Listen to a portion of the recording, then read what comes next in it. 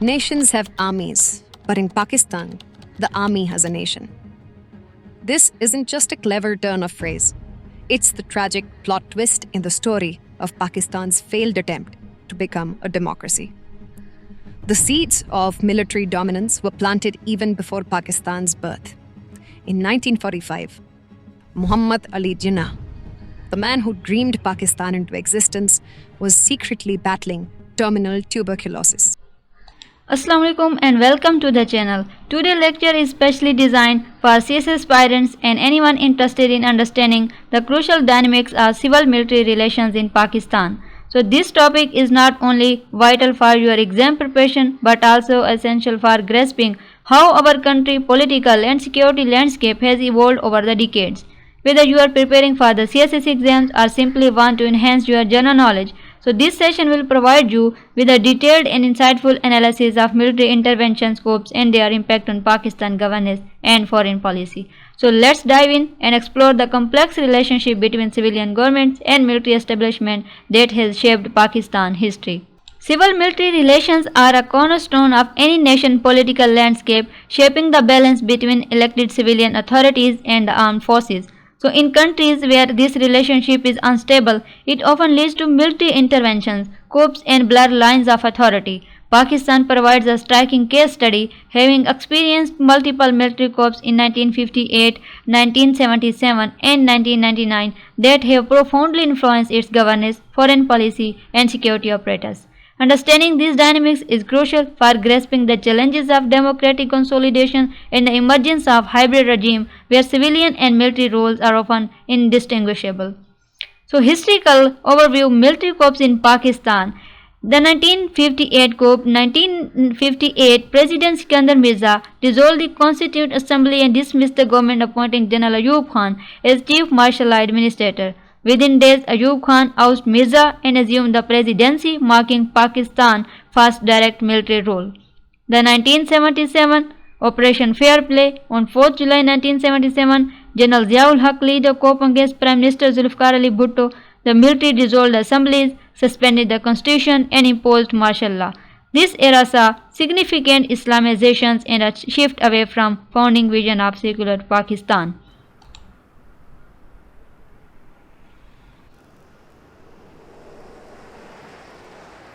He's an all-powerful man right now. You can call it martial law, you can call it dictatorial law, but whatever.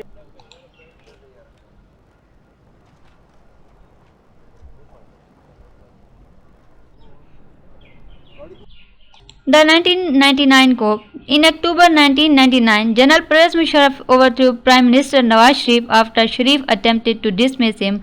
The military justified its intervention by citing governmental mismanagement and threats to national security, once again suspending democratic process. Then military influence on policy and governance, control over foreign policy and security. The military in Pakistan has consistently maintained substantial control over foreign policy and national security, often sidelining civilian input. Key areas under military influence include nuclear policy and strategic assets, relations with neighboring countries, especially India and Afghanistan, defense budgeting and procurement, internal security operations. So even during periods of civilian rule, the military has exerted de facto authority, using its institutional strength to shape decisions on critical national issues. Policy influence and institutional penetration. The military reach extends beyond traditional security domains, influence over the judiciary and media, shaping electoral outcomes and political party dynamics, suppression of dissent and civil society movements. So the hybrid regime blur civil-military boundaries.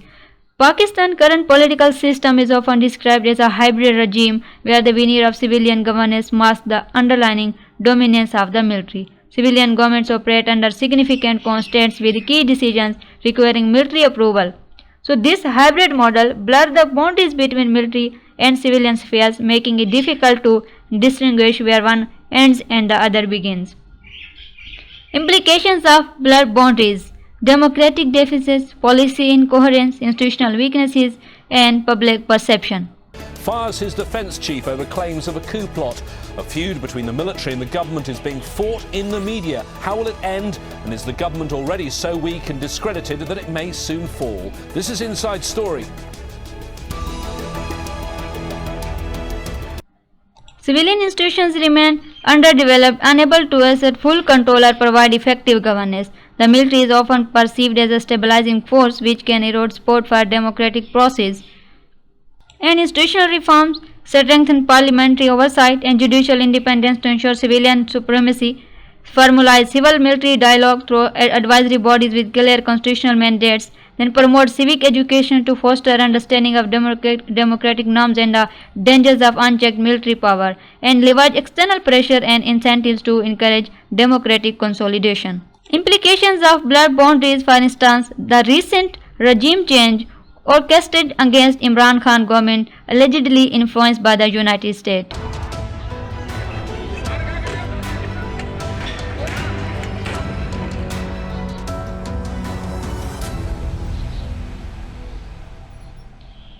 Military involvement in regime change against Imran Khan 2022. Civil military tensions. Imran Khan government, initially supported by the military establishment, saw relations deteriorate in late 2021. A major point of contention was Khan's resistance to the military decisions to transfer General Faiz Hamid from his position as Director General of the Inter-Service Intelligence. So Imran Khan wanted to retain Hamid, while the military leadership, led by the Chief of Army Staff General Qamar Javed Bajwa, insisted on his replacement.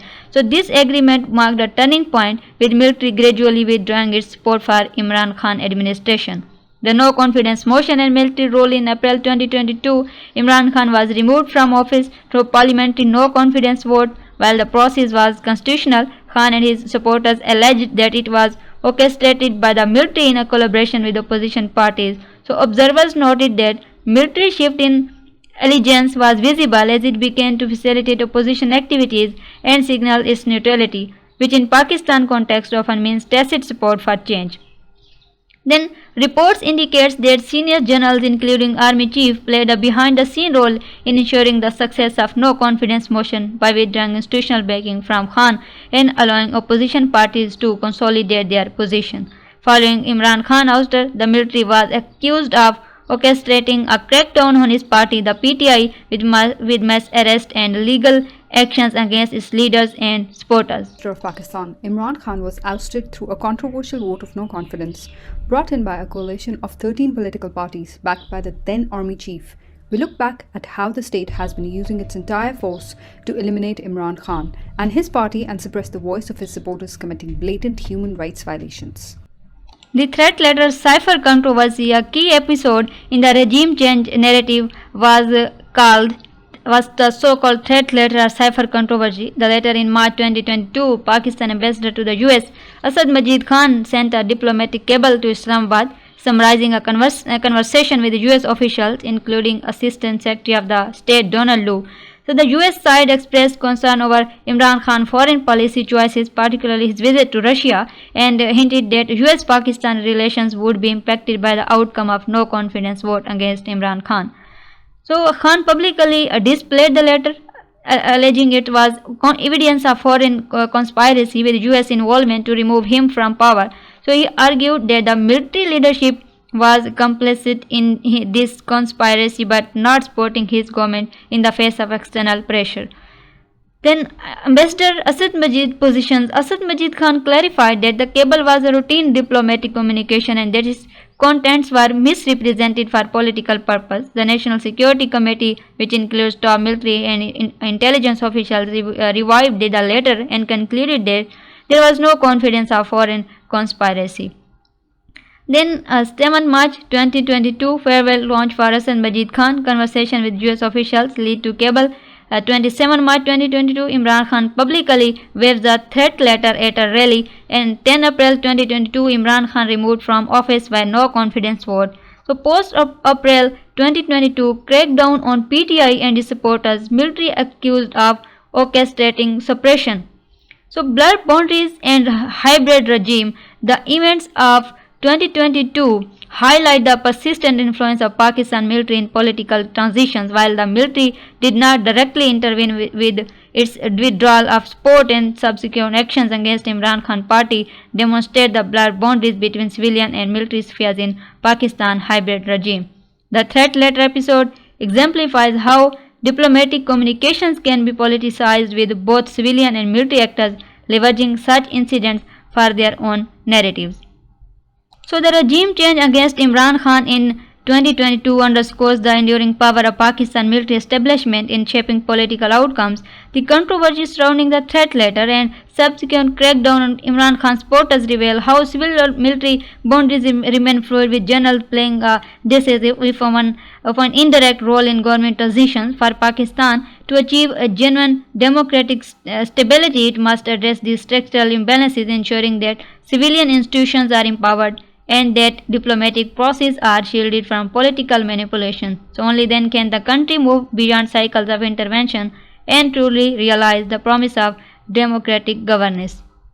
The history of civil-military relations in Pakistan underscores the persistent struggle between democratic aspirations and military dominance. The coup of 1958, 1977 and 1999 were not isolated events but reflections of deeper structural weaknesses in political institutions and governance. Today, the hybrid regime model continues to blur the lines between civilian and military authority, challenging the prospects for true democratic rule. So, as we reflect on these dynamics, it becomes clear that sustainable progress requires not only institutional reforms but also a cultural shift toward valuing civilian oversight and democratic accountability. Only by recognizing and addressing the root causes of civil-military imbalances can nations like Pakistan hope to achieve lasting stability and genuine democracy. So let us remember, the strength of a nation lies not in the might of its military but in the resilience and legitimacy of its democratic institutions. Thank you all for joining this detailed discussion on civil-military relations in Pakistan. I hope this lecture has helped you understand the critical role the military has played in shaping our country political history, from the coups of 1958, 1977, 1999 and to the recent 2022 regime change. For CS aspirants, mastering these concepts is essential not only for your exams but also for becoming informed and responsible citizens. Remember, Pakistan's political future depends on strengthening democratic institutions and ensuring clear boundaries between civilian and military roles. Stay curious, keep exploring and always seek to understand the deeper forces that influence our nation governance. If you found this lecture useful, please like, share and subscribe to the channel for more content designed to help you succeed in your CSS journey and broaden your journal knowledge.